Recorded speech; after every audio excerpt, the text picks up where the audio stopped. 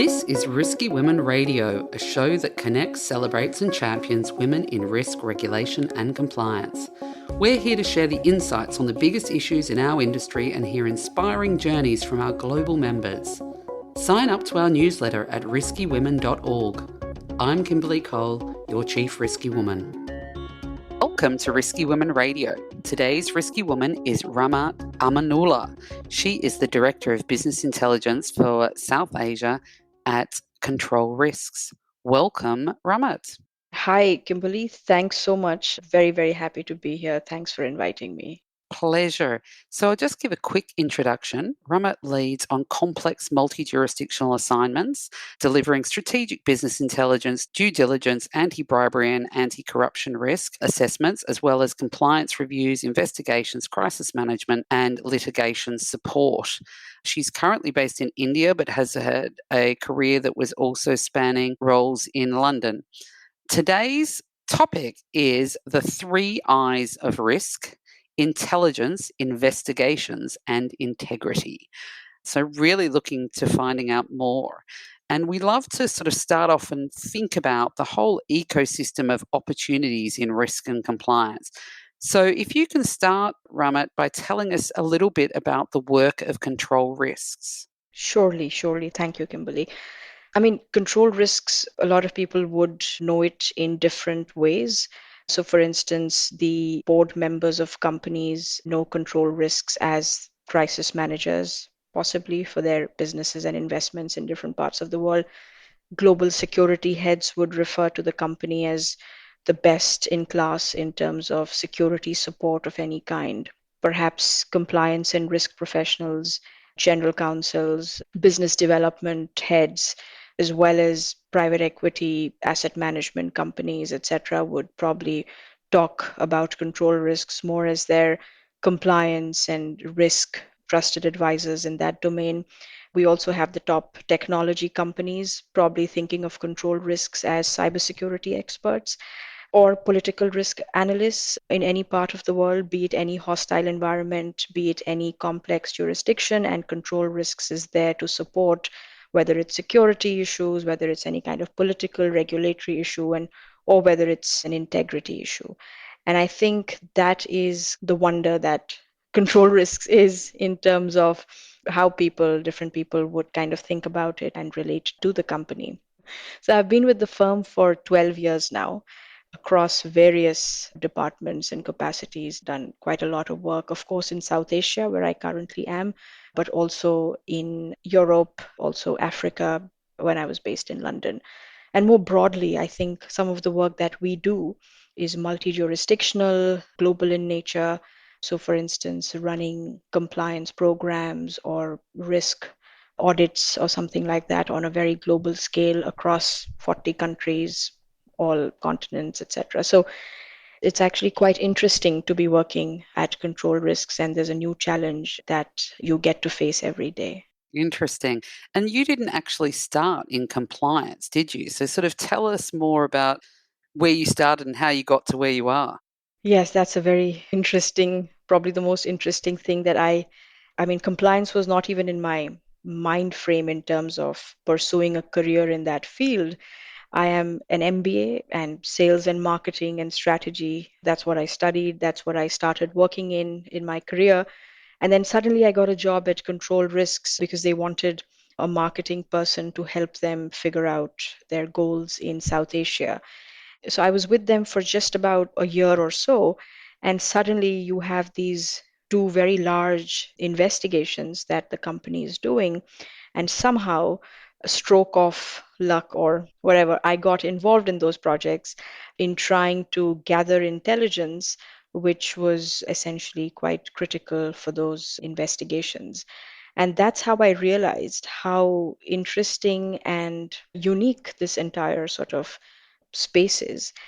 And once I got involved in those investigations, I think the head of our South Asia practice at the time was very quick actually to basically offer me a job in their compliance and investigations and intelligence team. And that's how the journey really started. And I haven't looked back. And it's been incredible to say the least. Well, that's fantastic. And it'll be great to sort of explore more about what you've done across those 12 years. And obviously, as we said, intelligence, investigations, and integrity is really interesting areas that you've got involved in. So, thinking about your journey, what are some of the most interesting lessons that you've kind of learned along the way? Yeah, very good question. I think one of the key things is that when I was part of the industry, when I worked for a conglomerate for several years down in Mumbai, one of the biggest conglomerates in India. I worked across their sales division, their marketing division. I worked in strategy for a bit. We also kind of started a media company, which I was sort of part of. So it was like a startup within a conglomerate. So, kind of having experienced all of those things in terms of what actually goes on in whether it's all of these sales, marketing, business development, what are the pressures that people feel, what are the sort of day-to-day activities, what are the policies, procedures that are followed actually in practice. So, kind of having that experience firsthand and then moving into compliance and risk, particularly integrity risk. And integrity risk, as you know, would cover everything from bribery, corruption, fraud, embezzlement, siphoning, etc., money laundering, and so on and so forth. Just kind of understanding that perspective and why and how that would impact teams on the ground, actual sales and marketing and BD and procurement and all of that, and vice versa. Why is it so important? What's the importance of the compliance, of the internal audit, of the legal, of all of these functions in actually ensuring that a business is sustainable, that a business is robust? I mean, my experience is basically learning that in all of these years that I've been. And, they don't actually teach you this in MBA, which is quite interesting. They don't teach you the importance of compliance or the importance of all of these, what we call support functions. There's really no focus. And I'm guessing things have changed since the time I did my MBA. But I do keep in touch with my colleagues at my B school and juniors, etc. And I don't think that realization has kind of set in as much as it should, because no matter what the business wants to achieve, it can't really achieve without having a solid foundation. And that solid foundation requires compliance, risk, legal, I mean, all of these functions to work together and kind of be embedded across the business and be part of decision making, have a seat at the board level. I think that's absolutely critical. And I think that's my main learning over the years. And I think that's become increasingly apparent with a lot of the issues that we see from certainly an integrity perspective, but also then you've got all of these other risks like cyber, and maybe we can talk about some of the broader risks around the sort of environment, ESG, environment, social and governance risks as well. But I think that's a really interesting, so sort of the importance and the impact is really interesting, and the fact that there's maybe a lack of focus. I also think the other thing that's interesting is really the compliance and some of those areas you talk about. It's like stopping things going wrong. And so, how do you know you were successful? Well, you know that you didn't have an issue, which is kind of proving a negative is often challenging, I think. Yes, yes, absolutely.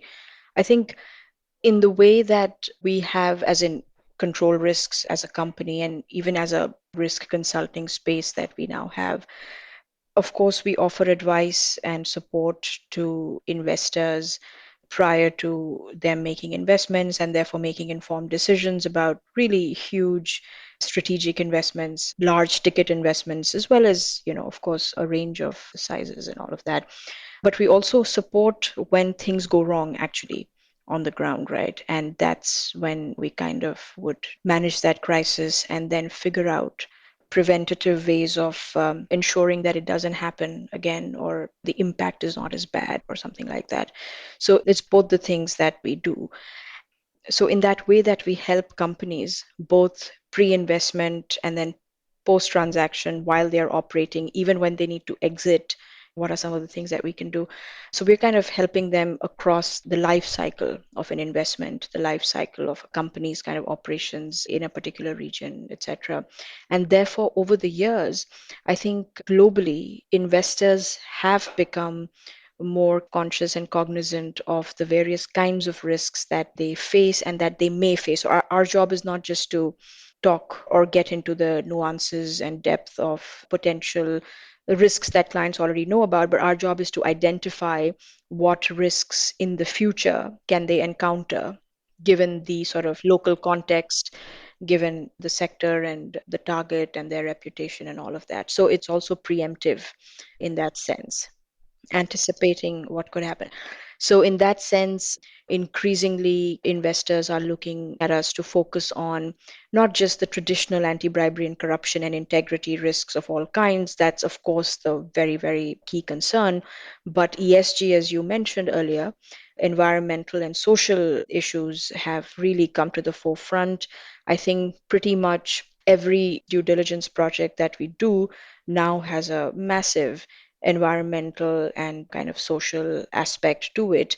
And that is essentially a combination of us speaking discreetly within the sector to understand the potential concerns, but also physically deploying to the ongoing project or whatever it is, and also trying to find out from the local communities there what impact the project is having on them, what regulators are saying about the project, and so on and so forth. So that, I mean, ESG has really come to the forefront, particularly for investments in South Asia and other kind of developing regions of the world.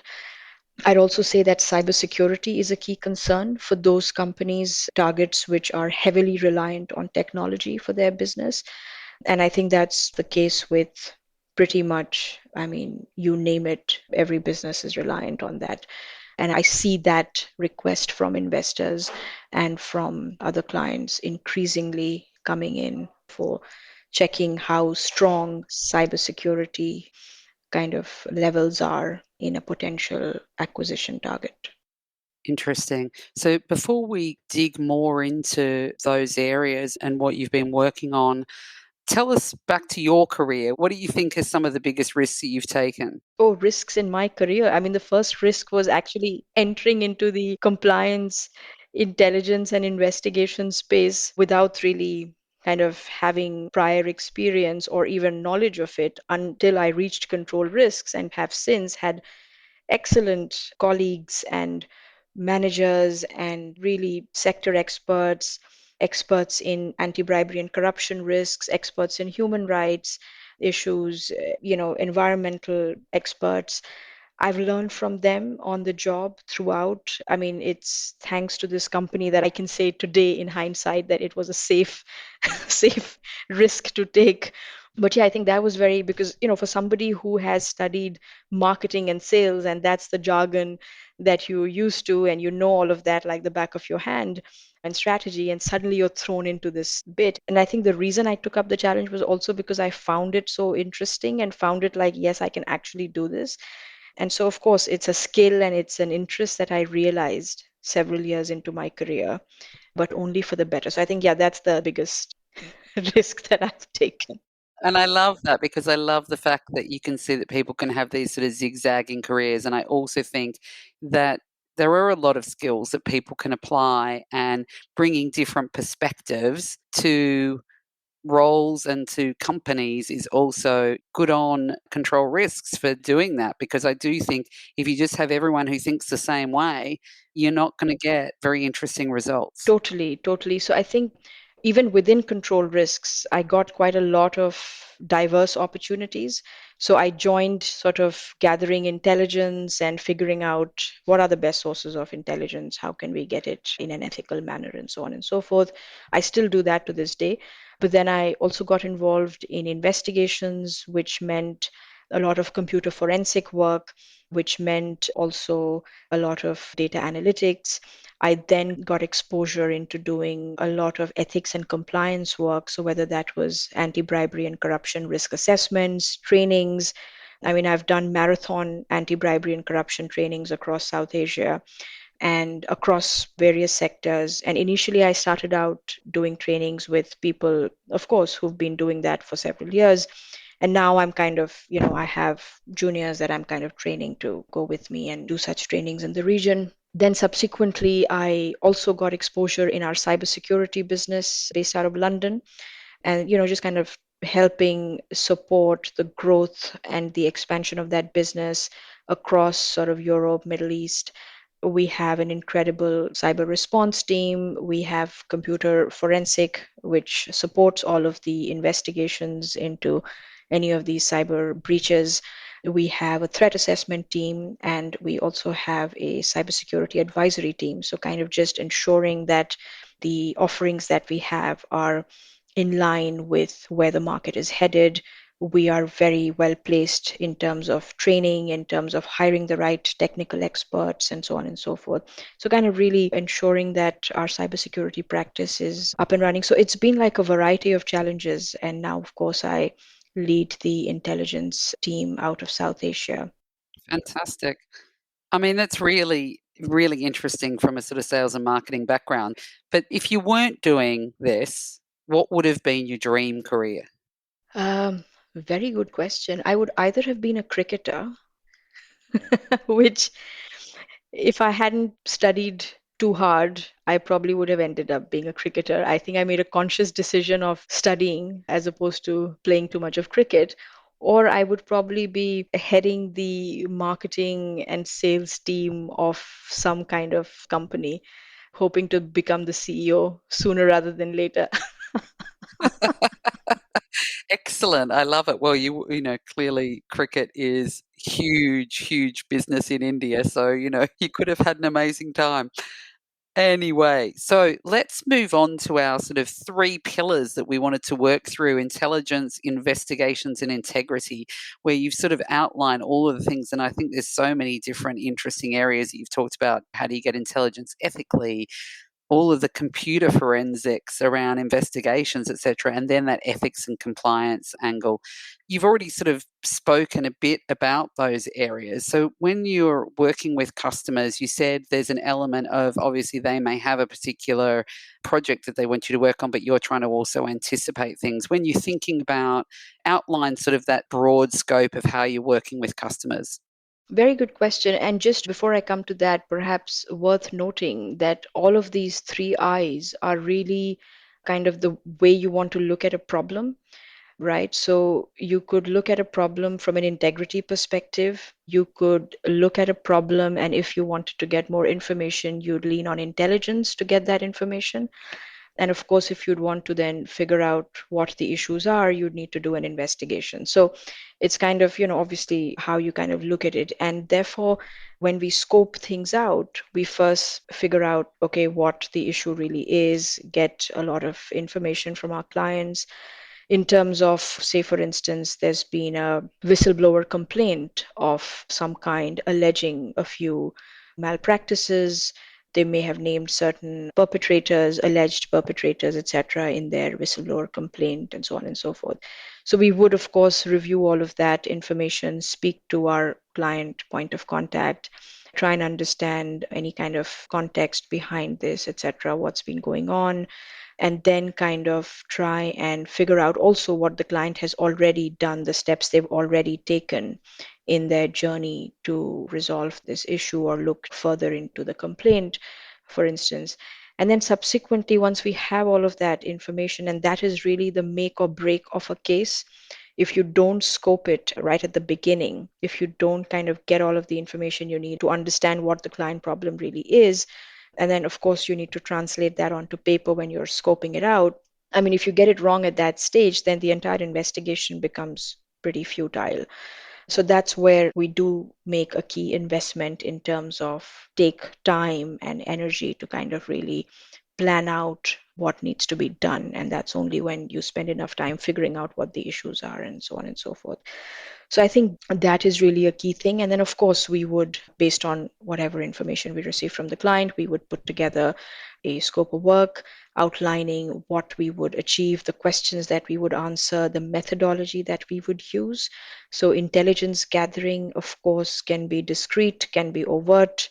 It could be public records, it could be discrete human sources, it could be sources in the deep and dark web, it could be sources in government sort of agencies, etc. So you could have multiple. So we need to figure out what the best way forward is based on discussions with the client. And then, of course, we have timelines, the client's budgets, and all of that we need to keep in mind when we're scoping it. And of course, if there are any kind of regulatory commitments that our clients have in terms of disclosure of certain things to a regulator, and if they want us to work towards helping them provide deliverables in a manner which would help them internally to communicate with the regulators or any other stakeholders, internal or external, we would, of course, keep that in mind and work with the client to basically support them throughout that process. Really interesting. And can you give us some examples around particular industries that you've worked on around investigations? And maybe that brings to life even some of those areas that you was talking about scoping out.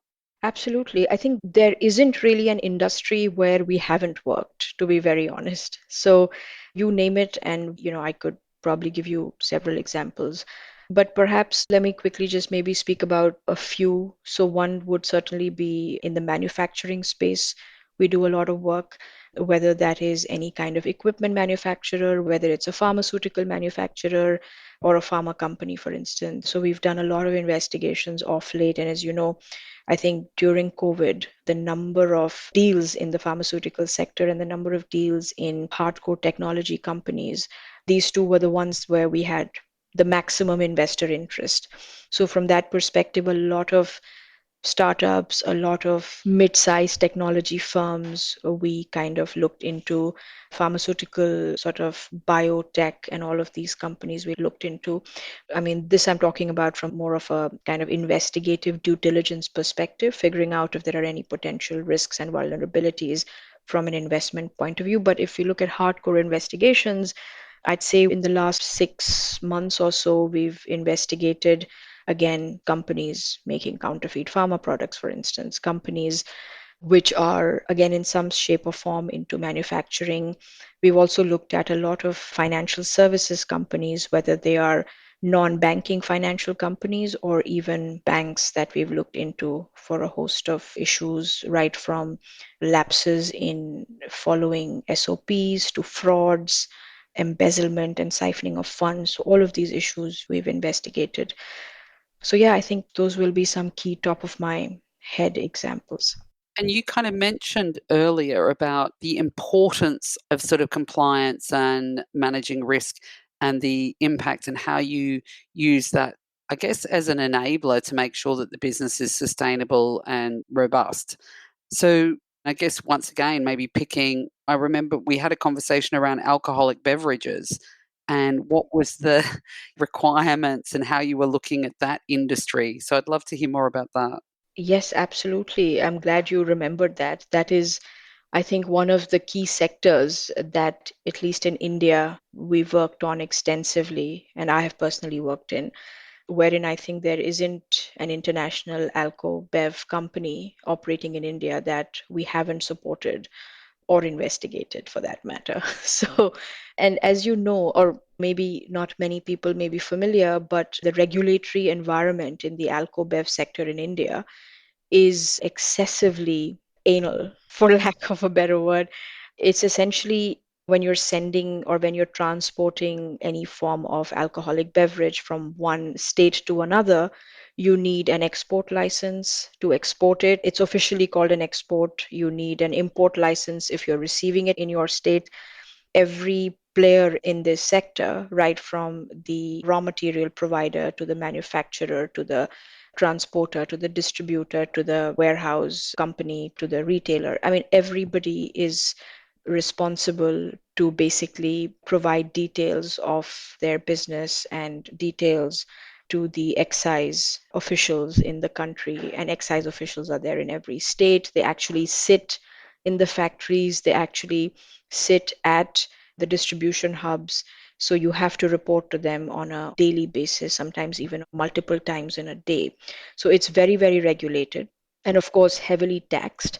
And as you can imagine, when you have so much of interaction with government officials, there are bound to be severe issues of corruption.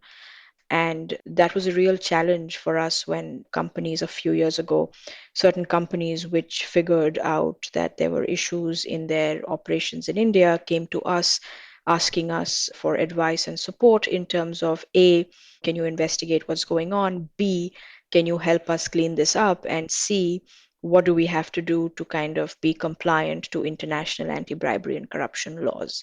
So across all of these three domains, I think we worked, and of course, these assignments take time and you can't come up with answers in a short span of time. So it took months for us to kind of support these companies and their sort of boards and also their local CEOs to figure out what was going on and all of that.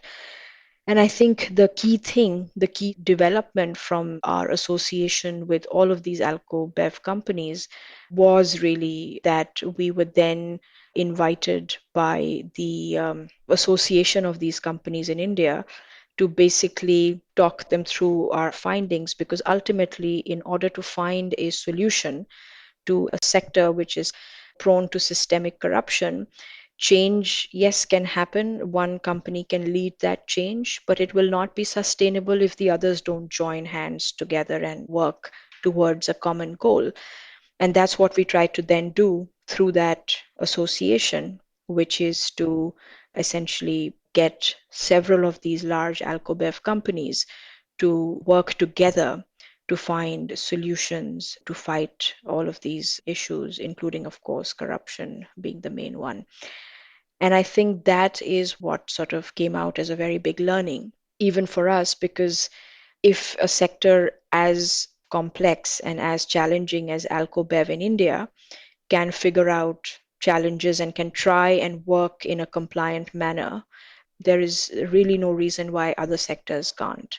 That's a fantastic example, and that was gonna be my next question is, what does success look like? Because I think often with risk programs, it's often hard to identify when it's done well. As we were saying, like, if you've stopped something happening or you anticipated that something needs to change. Have you got other examples of what success looks like, if you like, of a strong risk program? Yes, absolutely. And I think one very good example would be the telecom infrastructure sector in India. And again, you had long history, but I won't get into that. But essentially, in the last sort of 7 to 8 years, you started seeing international investors trying to pick up stake in these massive telecom infrastructure companies in India, which were essentially earlier homegrown companies, started off as telecom operators who then diversified into having telecom towers, basically to expand their network, get more customers, etc., etc. So those companies, very soon, the homegrown telecom operators figured out that actually expanding into or diversifying into the telecom infrastructure space is fine, but that's not their core competency. And it's a dedicated business in itself, which has its own set of challenges. And again, setting up telecom towers and managing telecom towers is again a very, very, what should I say, a messy business in the sense that in every city, you have a different set of regulations that you have to follow. So it doesn't even change state-wise. Some cities have a totally different requirement. So it's, you reporting and having these licenses and permits for every telecom tower that you have. And of course, companies have thousands and thousands of telecom towers in the country, right? So imagine the complexity of that. And I think the first biggest deal that happened in this sector, we conducted the due diligence on the homegrown telecom company, and of course found a lot of issues, including the total lack of licenses and permits for the existing telecom towers. And that was a time in India when actually most telecom towers operated like that. They were not fully licensed. And then, of course, we figured out all of these issues and also supported the client in figuring out mitigation measures. That, yes, this is the scenario, but what is it that you'll need to do in order to post acquisition, in order to set things right? And then, what are the timelines involved and what support can you get from the company, from other external advisors, et cetera, et cetera. So we kind of worked towards that. And I think since then, we've looked into every kind of meaningful telecom infrastructure provider in the country. And that sector as a whole has really evolved in the sense that compliance is really, if not at the top, at least top three things that CEOs of these companies are thinking about and looking at. And I think all of this has been brought into where it is now because of international investors who do have high standards, who do have international regulation that they're accountable to. And therefore, you can't really have issues wherein things are in the gray or things are shady, or you need to have a clean business model, you need to do business cleanly. And I think that sector has evolved in a way that CEOs are very conscious of compliance and of how important that is. So, yeah, that's a positive example. Interesting, like around both collaboration as well to drive a lot of this, and also just that ability to try to navigate how all of these regulations, etc., can come together. But that risk mitigation and really enabling business, I think, is a really interesting point. So you talked about obviously now some of those industries have really raised the bar in terms of where they came from and where they are now. I mean, when you think about other areas, either companies or other industries who are doing risk and compliance well, which ones are those and what other impacts have you seen there? Good question. I'd say there are quite a few financial services companies that are doing really well in terms of keeping compliance up front and center in what they do. And I'm talking about companies operating in South Asia. Unless you want me to talk about the sort of investors and what kind of investors are more conscious or what sectors. No, I guess it's any perspective because I guess even from the customer perspective of what does that drive? Does that give you more confidence? Does that mean that you trust those companies or those industries more, etc.? Yeah, absolutely. Generally, I think, and let me start from our client's perspective.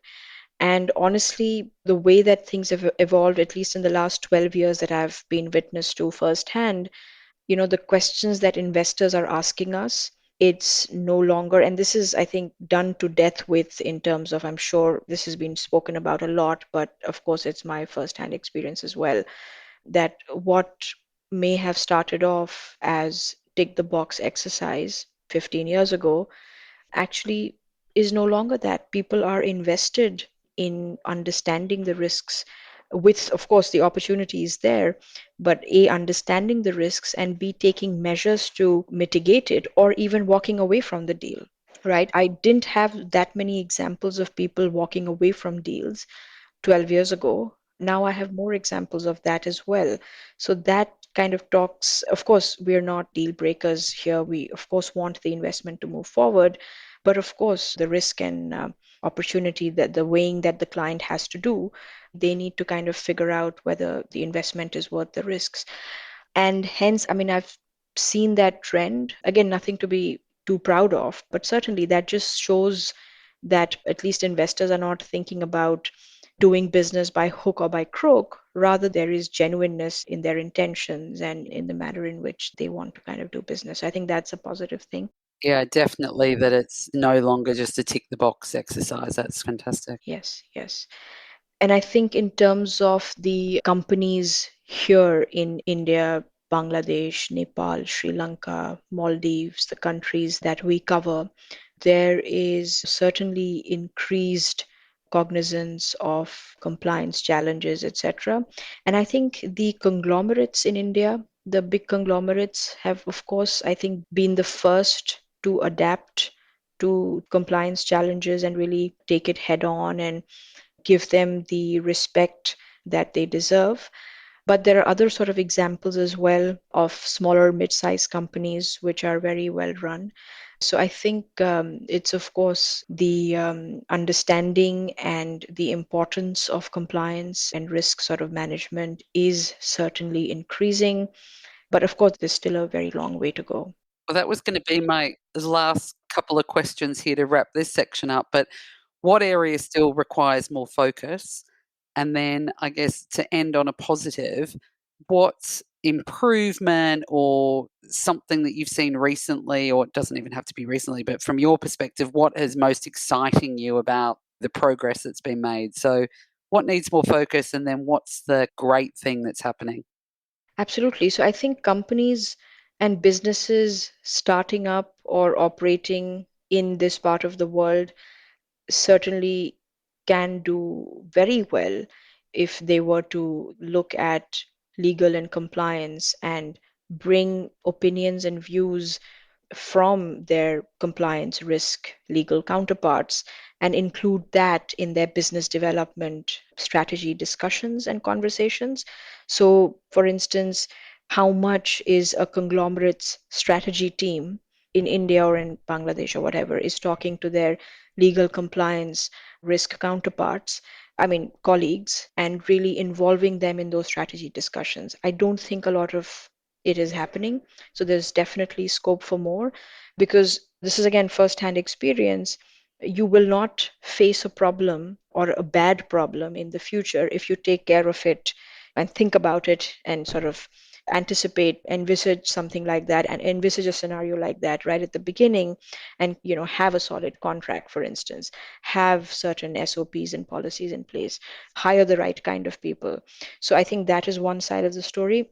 The other side of the story, which I said right in the beginning, is actually, I wouldn't say teaching people about ethics and integrity and all of these risk issues, but really at least bringing about some level of sensitivity about the importance of these things at the B school level, at the kind of postgraduate level. And I don't think we're having those many conversations, particularly in B schools, because most people from B schools then go and run these companies and businesses, startups. So you need to have these discussions at that stage and sort of sensitize them with the importance, because what I see and I still see is, how strong is the business model? How much money are we going to make?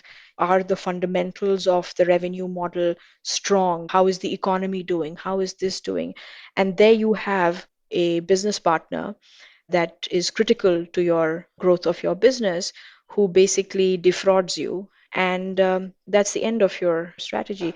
Or you've just selected, you don't have the right policies and procedures in place, which means you have leakages across your supply chain and you're running into losses or whatever it is. So if you're not going to be conscious and sensitive of these things right in the beginning, or as a professional, as a person, if you're not sensitive and conscious of these things, or, for instance, I'm giving you very micro examples, but real examples on a macro level. If you have a regulation that completely, for instance, plastic in India, we have a regulation in terms of regulating the use of plastic in the country. And pretty much every business uses plastics, particularly the businesses which are into packaging. And we did have a client who was investing into a plastics manufacturer and kind of company, which was also into logistics and all of that. And one of the key things was that with the new regulation, that business model, I mean, part of it, it makes the business model irrelevant, that regulation, introduction of that regulation. So then that company should have had some thinking behind it, because obviously it wasn't that the regulation came in suddenly. There was talk about it, there were discussions about it, and eventually it ended up there. But being conscious of regulation, political issues, political risks, even security risks. We have so many companies wherein, because of the violence and because of the impact that a particular project has had in a local area, have had to either disengage and go to another state, stop their operations in one state and relocate to another state. Imagine the cost involved of doing that midway into your project, or not be able to start in a particular state after you've hired so many people and started an office. So it's like the risk of not collaborating, not using all of the skills and knowledge that you have. And as you say, making sure that even the graduates who are coming out have a broader view of the importance of risk and compliance. Absolutely. I think some great advice there for everybody. And now we're going to wrap up that section and move on to our fun rants and revelations. So, what's the one thing that if you had a magic wand that you would change? If Rahmat was ruler of the world for the day, what would you do? I would stop all conflict in the world. Excellent. So world peace would be your revelation, that you would say we have world peace. I feel like a contestant for Miss World contest. Excellent. Miss Risky Woman. Um, and what about your rant? What's the one thing that really annoys you that you would like to see done differently or something that you would change? I mean, again, not entirely related to my work, but I think the manner in which governments, not just in my country, but in several other countries, kind of just don't get it right in terms of good governance. I think that is just too terrible to keep see history repeating itself, too terrible to see people making the same mistakes. Yeah, it's unfortunate and it's really something that annoys me. That's great. Okay, so just to wrap up, though, we want a couple of risky women recommendations. So, what's a book that you would suggest everyone read and something worth watching? So there's a book called Radical Candor, which is a very nice book which I recently read. And it's just about kind of being a good manager. And I think that something that people can use universally. I'm forgetting the name of the author, but it's called Radical Candor. So that is certainly something worth reading. I'm also reading the book that recently won the Booker, which is but in Hindi. And this is the book that for the first time, a book in Hindi won the Booker. And it was also translated into English. And that's by a lady called Shri. It's called Tomb of Sands. And it's a tome. It's that fat. I've a long way to go. So, we need a good holiday to go and lay on the beach and read that one. Yes, yes, absolutely. And what about anything to watch and your favorite podcasts? Actually, honestly, I've not had time to watch or listen to anything. Well, that's fair enough, but at least you're reading something, so that's good. And of course, I think just generally, and this trend has stopped in many places of the world with the advent of news on your phone, but just reading the newspaper, and we still get the newspaper in this part of the world. It's something that out of habit we can't live without. And when I moved to London, this was my biggest complaint that you don't get newspapers delivered to your doorstep every day. And it was a pain reading the news on my phone, on my small phone screen. It was just painful. So, yeah, I think reading the newspaper back to back is something that one must do because that just kind of A, opens up your head and gives you a lot of perspective. I do like getting the physical newspapers on the weekend. I'm a reader back to back on the weekend, but during the week I am a bit of a skim on my iPad.